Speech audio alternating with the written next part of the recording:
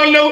కొవ్వూరులో జనసేన పనిచేసే కార్యకర్త ఎమ్మెల్యేని అడిగితే పార్టీ ఆఫీసు పోతే కమ్మక్కులో వచ్చి బాధేశారు. సీసీ కెమెరాలు ఉన్నాయి అవన్నీ. మళ్ళీ అవన్నీ పోలీస్ స్టేషన్ లో రాజీలు చేసేటావు. మనం కలిసి ఉన్నాం, బయటికి చెప్పొద్దు, ప్రెస్ చెప్పొద్దు.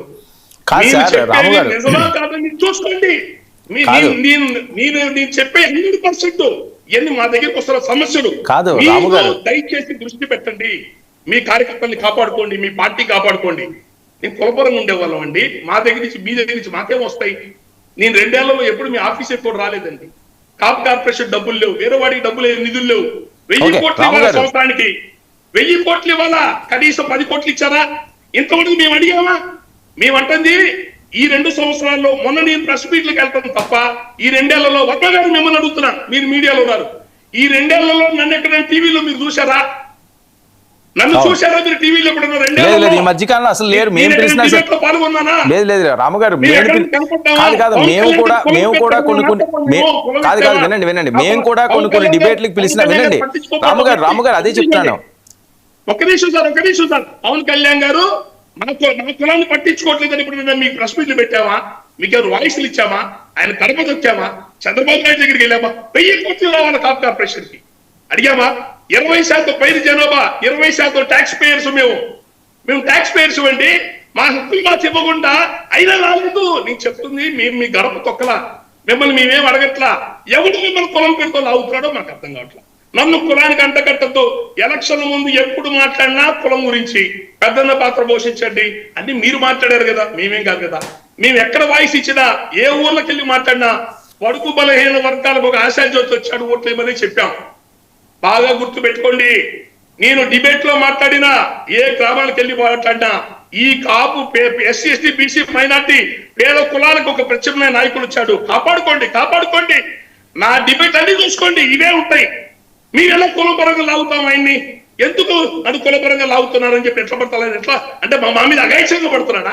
అఘాయిత్యంగా మా మీద దాడి చేస్తున్నారు. పని చేసినందుకు దాడి చేస్తున్నారు మా మీద. 10 రోజుల క్రితం మీరు అన్నారా లేదా 2014-19 ఎలక్షన్లో నాకు పని చేయలేదని మీరు అంటున్నారు ఆ మాట?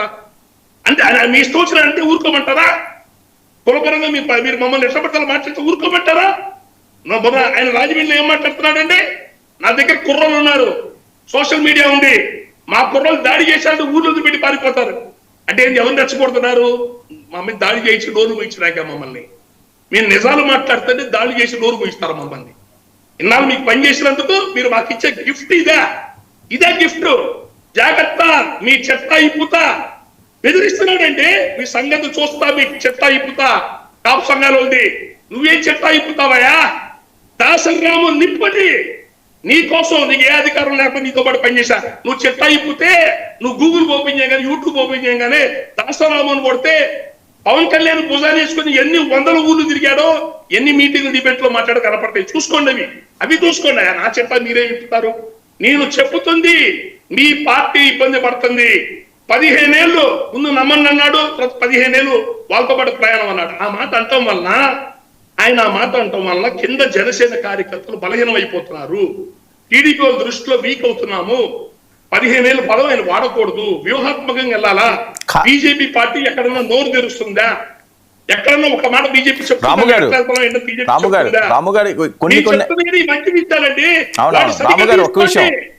నా మీద అగైత్యంగా దాడి చేసి నోరు పూయిస్తారేంటి? అంటే ఒక్క విషయం రాముగారు, కొన్ని అంశాలు చెవిలో చెప్పాలి, కొన్ని అంశాలు బహిరంగంగా చెప్పాలి. సో మీరు 15 సంవత్సరాలు ఇలాంటివన్నీ కూడా మీరు బహిరంగంగా అంటే అది వాళ్ళు కలిసి ఉండాలి అనుకున్న వాళ్ళకి ఏదైనా కొద్దిగా చిచ్చు రేగుతుందేమో అని చెప్పి ఆందోళన ఉండొచ్చేమో కదా. ఆ రకంగా కూడా ఆయన మా ఇంట్లో ఉండొచ్చు కదా. మీరు ఇంకొక అంశం కూడా తీసుకొచ్చారు, ఏది వంగవీటి మోహన్ రంగా గారి అంశం. వర్ధంతులకు కానీ లేకపోతే ఆయన జయంతులకు కానీ ఏ రోజు మీరు వెళ్ళి పూలమాలలు వేసారా లేకపోతే నివాళులు అర్పించారని. ఆంధ్రప్రదేశ్లో ఉన్న రాజకీయ నాయకులు అందరూ కూడా, సీఎం స్థాయి వ్యక్తులందరూ కూడా వర్ధంతికి జయంతులకి ఆయనకి నివాళులు అర్పిస్తుంటారు. ఒక పవన్ కళ్యాణ్ గారిని ఎందుకు ప్రశ్నిస్తున్నారు? ఆయన గురించి నెగిటివ్ ఎక్కువ మాట్లాడాలా? మీ కాపులు నిలబడ్డారు, ఆయన కాపాడుకున్నారు, ఆ మాట ఎందుకు? సార్? కాపులు కాపాడుకున్నారు, నిలబడకుండా ఉన్నారా?